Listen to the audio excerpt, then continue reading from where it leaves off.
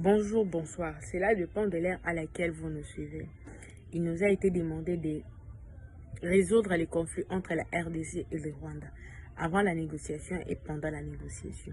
Avant la négociation, la RDC et le Rwanda doivent faire l'analyse des enjeux, identifier les intérêts et les besoins de chaque partie, sécurité, ressources naturelles, droits humains.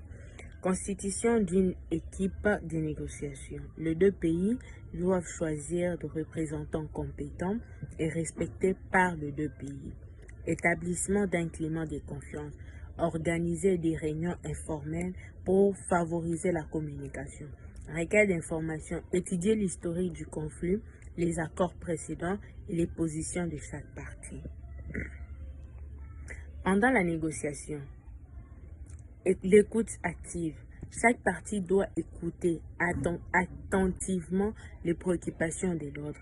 Recherche des solutions créatives. Proposer des compromis qui satisfont les besoins fondamentaux des deux parties.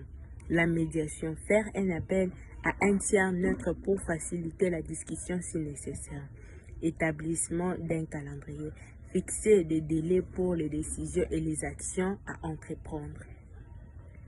Et je reviens pour résoudre la deuxième question qui nous a été demandée, donc de résoudre le conflit entre les deux personnes dans la bibliothèque. Et là, pour résoudre cela, les deux personnes doivent exprimer clairement leurs besoins. Recherche d'un compromis, par exemple, ouvrir la fenêtre à moitié ou choisir un moment où l'un de deux n'a pas besoin de ses papiers. Utilisation des solutions alternatives. Installer un ventilateur ou utiliser un autre moyen d'aérer la pièce sans ouvrir la fenêtre. Négociation d'une rotation. Se mettre d'accord sur des périodes où la fenêtre peut être ouverte et d'autres où elle reste fermée.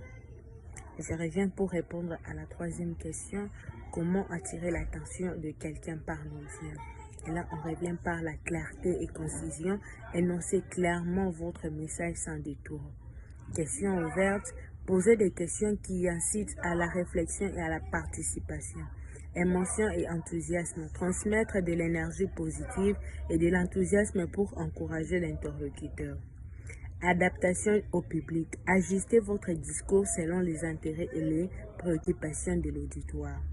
Et pour finir, montrez de l'intérêt. Écoutez activement et montrez que vous êtes engagé dans la conversation.